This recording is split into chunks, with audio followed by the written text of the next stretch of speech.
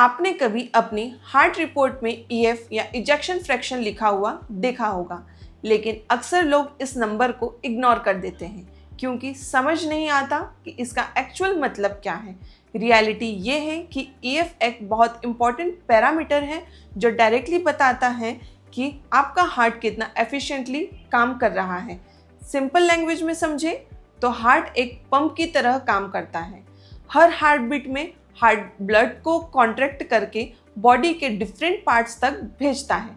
Ejection fraction ये बताता है कि हार्ट हर बीट में अपने अंदर के टोटल ब्लड का कितना % बाहर पंप कर पा रहा है। अगर हार्ट के अंदर 100 ml ब्लड है और वो 60 ml ब्लड पंप करता है तो ईएफ 60% माना जाता है। इसलिए ईएफ एक परसेंटेज वैल्यू होती है जो हार्ट की पंपिंग स्ट्रेंथ को मेजर करती है। नॉर्मल ईएफ जनरली 55% से 70% के बीच होता है। अगर ईएफ 50% के आसपास है तो उसे बॉर्डरलाइन माना जाता है, लेकिन अगर ईएफ 40% से नीचे चला जाए तो ये क्लियर सिग्नल है कि हार्ट वीक हो रहा है और उसकी पंपिंग कैपेसिटी कम हो रही है। बहुत सीवियर केसेस में ईएफ 30% या उससे भी नीचे आ सकता है, जहां पेशेंट को डेली एक्टिविटीज करने में भी डिफिकल्टी होने लगती है। अब ये समझना ज़रूरी है कि ईएफ इम्पॉर्टेंट क्यों है, क्योंकि ये सिर्फ एक नंबर नहीं है बल्कि आपके हार्ट की रियल परफॉर्मेंस का इंडिकेटर है। अगर ईएफ लो है तो बॉडी के ऑर्गन्स तक प्रॉपर ब्लड और ऑक्सीजन नहीं पहुंच पाता।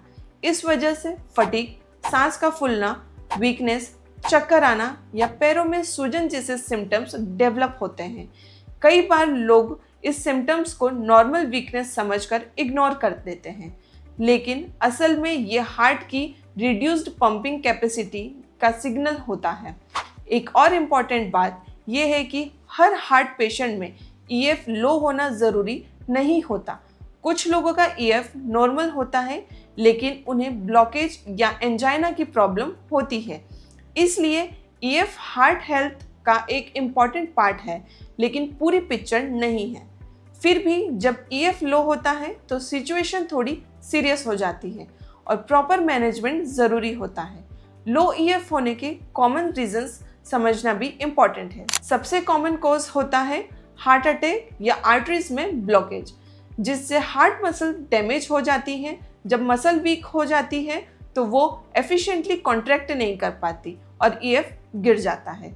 Long term high blood pressure भी हार्ट पर एक्स्ट्रा प्रेशर डालता है, जिससे हार्ट ग्रेजुअली थक जाता है और पंपिंग कैपेसिटी कम हो जाती है।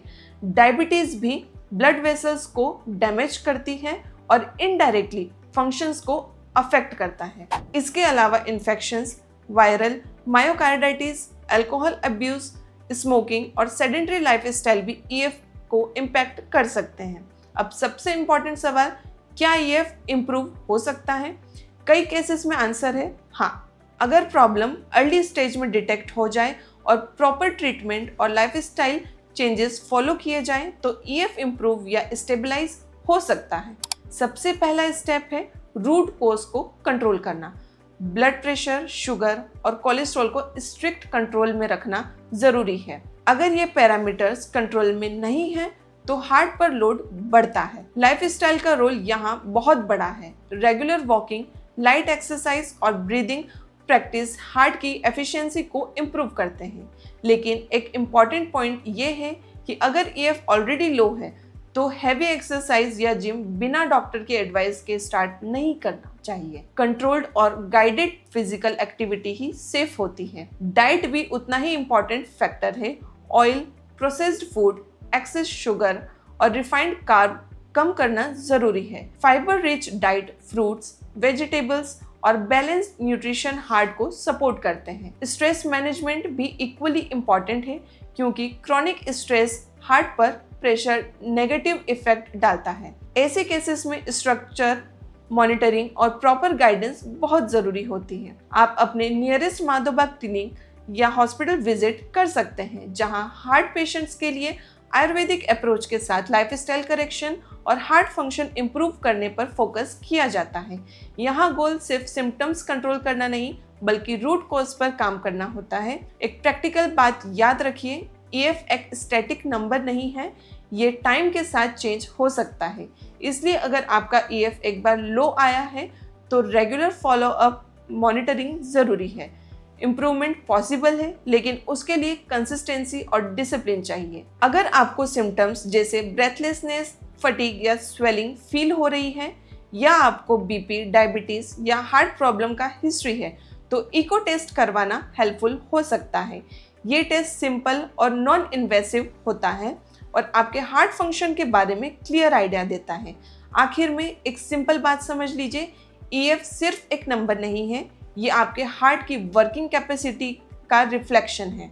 अगर ये नंबर कम हो रहा है तो बॉडी आपको सिग्नल दे रही है कि लाइफस्टाइल को सीरियसली लेना पड़ेगा।